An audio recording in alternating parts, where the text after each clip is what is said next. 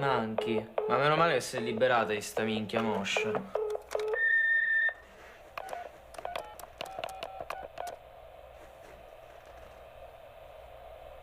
Pronto? Ciao Serena. C'è Carmen. Quando torna puoi dirle che ho chiamato. Ok? Grazie, ciao.